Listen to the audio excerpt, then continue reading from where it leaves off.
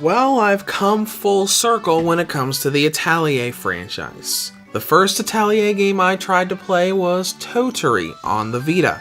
And I'm not gonna lie, I got towards the end of the game and there was a lot I really didn't like. I tried again with Atelier Meru and I didn't even get past the first couple hours because of how involved Totori was in that game.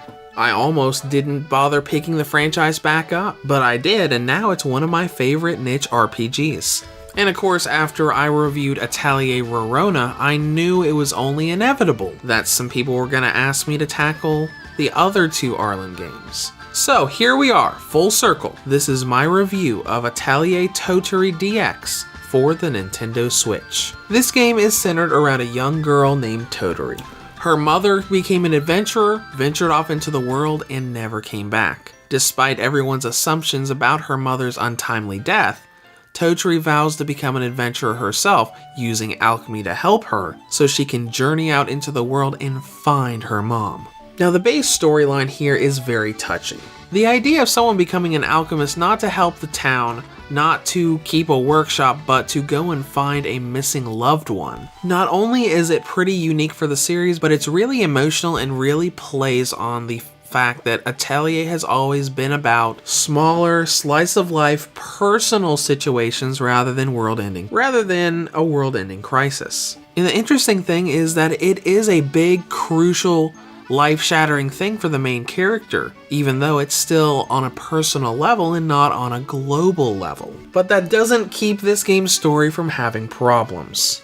Totori's story starts off very, very slow. For the first 2 to 3 hours of the game, Totori is just an awkward mess that really can't talk very well to anyone, and we don't get any comedic, really, really funny cutscenes until more characters are introduced when the game starts kicking off a good 2 to 3 hours into the game. Now once that happens, it does get a lot better and there are constant character events that really just make you laugh, but you have to work a bit to get to that point. The other problem I have with the story are retcons and inconsistencies. First of all, Rorona. She appears in the game, but she feels like a completely different person. Her personality in Totori is very, very different from the person that she was in Rorona.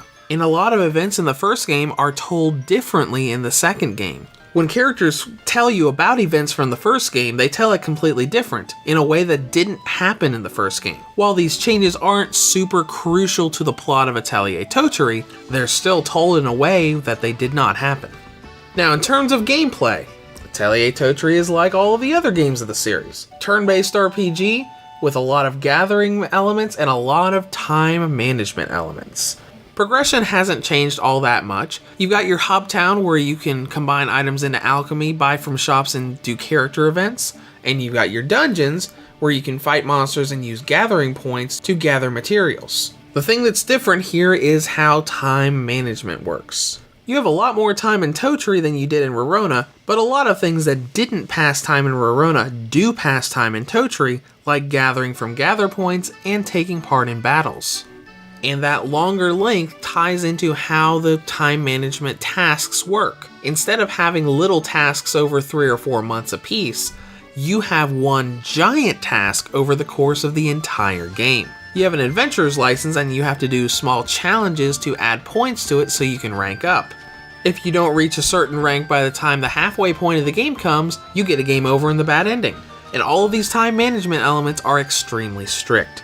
You don't have all the free time that you had in Atelier Rorona. With how much time is used up by literally everything you do, you don't really have a lot of free time to do whatever you want. You do what you want just so long as everything you do adds to those challenges.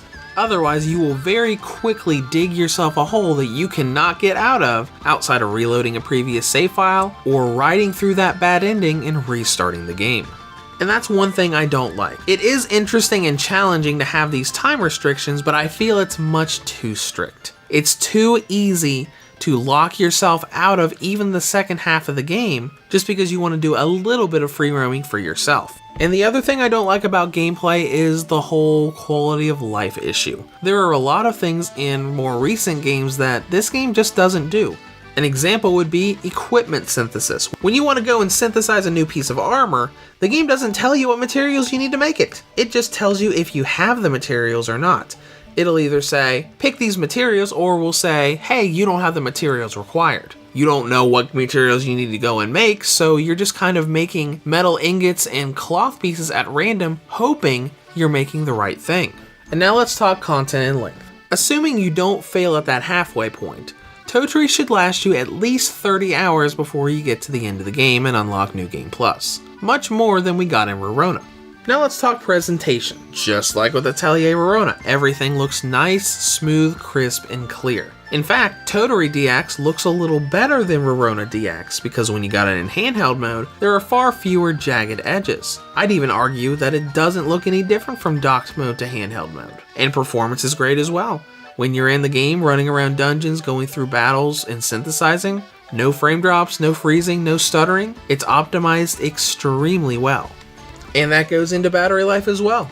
Atelier Totori has a battery range of 3 hours and 39 minutes on high settings, up to 5 hours and 20 minutes on low settings. A new record for this series on the Switch. Now, in conclusion, Totori DX is definitely a good and fun synthesis RPG, though its story does have some problems and it's got a very, very strict time management system. It's got enough comedy and solid gameplay to keep series fans trekking through it. Reviews to Go rates Atelier Totori DX for the Nintendo Switch a 6.5 out of 10. If you have any comments or questions, feel free to leave them below or head to the website at reviewstogo.com.